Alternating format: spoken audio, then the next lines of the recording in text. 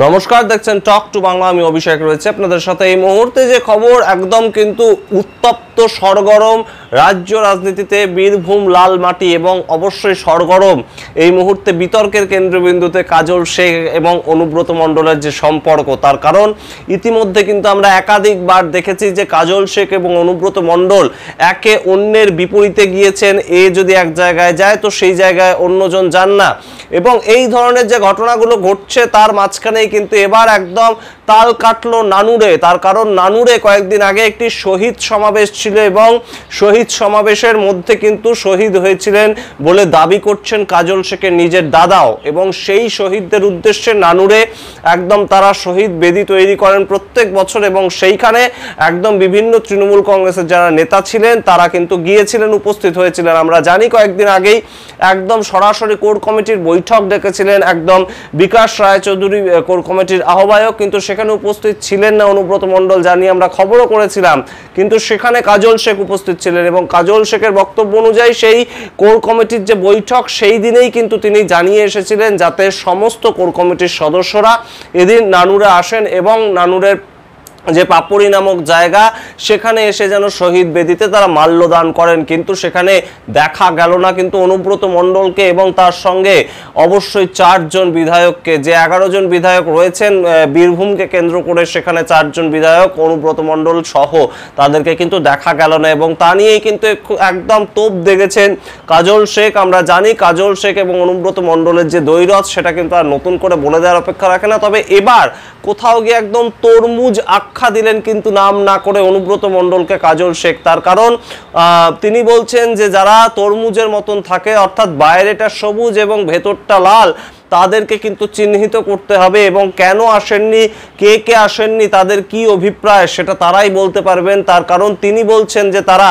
শহীদদের ভুলে গিয়েছেন কিনা সেটাও কিন্তু ভেবে দেখার অবস্থান রয়েছে। এবং অবশ্যই এই দিন কিন্তু অবশ্যই আমরা দেখেছি যে শহীদদের যারা পরিবার তাদেরকে একদম মঞ্চে ডেকে বিভিন্ন ধরনের যে একটা পাশে থাকা কিংবা তাদেরকে একটা সহমর্মিতা করা, তাদের স্মৃতিচারণ করা, সেই ঘটনা ঘটতে নানুরে। এবং সেখান থেকেই কিন্তু বেরিয়ে আসার সময় একদম সরাসরি কাজল শেখ একদম ইঙ্গিতপূর্ণভাবে বলেন যে কারা কারা এই মুহূর্তে বীরভূমে একদম পাঁচিলের উপরে বসে আছে তাদেরকে চিহ্নিত করতে হবে, তাদেরকে আর পাঁচিল থেকে নামতে দেওয়া যাবে না। আমরা দেখেছিলাম 2021 সালে 2024 সালে যে নির্বাচন হয়েছিল তখন অনেক মানুষ পাঁচিলের ধারে বসেছিলেন, তারা ভেবেছিলেন সরকার বোধহয় আর থাকবে না, এবং তারা সরকার থাকবে না ভেবে অন্য দলে যোগদান করার কথা ভাবছিলেন এবং পাঁচিলের উপর বসেছিলেন যে যদি সরকার পড়ে যায় তাহলে পাঁচিল থেকে ঝাঁপ মারবেন অন্যদিকে। কিন্তু তার পরবর্তীতে তারা আবার দলে যুক্ত হয়েছেন, তারা আবার দলের সঙ্গে সম্পৃক্ত হওয়ার চেষ্টা করেছেন। কিন্তু এখনো বেশ কিছু মানুষ পাঁচিলের ওপর বসে আছে 2026-এ দল থাকবে না এই কথা ভেবে, কিন্তু তাদেরকে চিহ্নিত করতে হবে এবং পাঁচিল থেকে তাদেরকে আর নামতে দেওয়া যাবে না, অর্থাৎ দলে নেওয়া যাবে না। এই ধরনের কটাক্ষ এবং ইঙ্গিতপূর্ণ বক্তব্য কিন্তু জেলা সভাধিপতি একদম কাজল শেখের মুখ থেকে আমরা শুনতে পাই। এবং অনুব্রত মণ্ডলের এদিনের যে অনুপস্থিতি সেটা কিন্তু আরও একবার জল্পনা বাড়িয়েছে। তার কারণ ইতিমধ্যেই আমরা দেখতে পেয়েছি যে কোর কমিটির বৈঠকে কোর কমিটির চেয়ারপারসন অনুব্রত মণ্ডল উপস্থিত ছিলেন না, এবং অন্যদিকে আরেকটি যে মেলা হয়েছিল সেখানে অনুব্রত মণ্ডল উপস্থিত থাকলেও কাজল শেখ উপস্থিত ছিলেন না। অর্থাৎ এই যে একে অন্যকে এড়িয়ে চলা, বিভিন্ন সময় একদম অনুব্রত মণ্ডল এবং কাজল শেখের মধ্যে যে দ্বৈরথের ছবিটা আরও একবার সামনে আসছে। যত ভোট সামনে আসছে তত এই দুই গোষ্ঠীর মধ্যে বীরভূমকে নিয়ে উত্তপ্ত হচ্ছে পরিস্থিতি, সেটা কিন্তু কোথাও গিয়ে আরও একবার সামনে এলো। এবং এই যে ছবিটা একদম দিনের আলোর মতো স্পষ্ট হচ্ছে যে দুই নেতার মধ্যে, দুই শিবিরের মধ্যে একটা অস্বস্তি রয়েছে, দুই নেতার মধ্যে কোনোভাবেই একটা ভাব হচ্ছে না, এবং একযোগে কাজ করার কোনো একটা যে ঘটনা সেরকম কোনো ঘটনা সামনে আসছে না। সেটা কিন্তু তৃণমূল কংগ্রেসের শীর্ষ নেতৃত্বের কাছে অবশ্যই একটা অস্বস্তির বার্তা, এবং শুধুমাত্র যে অস্বস্তির বার্তা তাই নয়, এবং 2026-এ যেখানে 11টা একদম সরাসরি বিধানসভা ভোট রয়েছে সেগুলোকে কিভাবে নিজেদের পক্ষে আনা যায়। বিজেপি কিন্তু মাথাচাড়া দিচ্ছে, নতুন সভাপতি সেখানকার নির্বাচিত হয়েছে বিজেপির তরফ থেকে, এবং তার পক্ষ থেকেও কিন্তু বক্তব্য আসছে, এবং সেই জায়গাগুলোকে কিভাবে রিপেয়ার করা যায় সেই নিয়েও কিন্তু তৃণমূল কংগ্রেস ইতিমধ্যেই চিন্তিত। আমরা জানি একদম 2011 সালের পর থেকে 2022 সাল পর্যন্ত একদম অনুব্রত মণ্ডলের হাতের তালুতেই ছিল কিন্তু বীরভূম, কিন্তু তারপর তার জেল যাত্রার পরে কাজল শেখের এই উত্থান এবং কাজল শেখের উত্থানটাকেও কিন্তু একদম ফেলে দিতে পারছেন না মুখ্যমন্ত্রী মমতা বন্দ্যোপাধ্যায়। তার কারণ 2023 সালের পঞ্চায়েত নির্বাচন হোক কিংবা 2024 সালের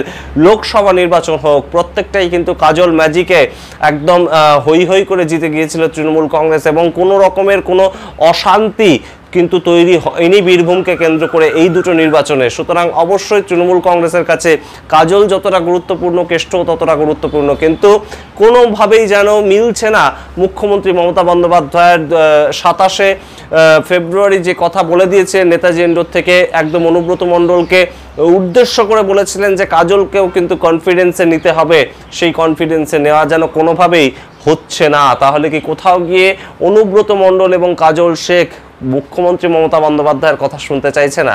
কি বলবেন আপনারা? অবশ্যই কমেন্ট বক্সে কমেন্ট করে জানান, এবং অবশ্যই আমরা পরবর্তীতে কোন দিকে পরিস্থিতি গড়ায়, এই বীরভূমে কে বড় নেতা হয়ে ওঠেন সেটাকে নিয়ে খবর করার চেষ্টা করব। আপনারা দেখতে থাকুন টক টু বাংলা। ভুলবেন না টক টু বাংলা প্রত্যেকটি ভিডিও লাইক, কমেন্ট, শেয়ার করে চ্যানেলটিকে সাবস্ক্রাইব করতে। ধন্যবাদ।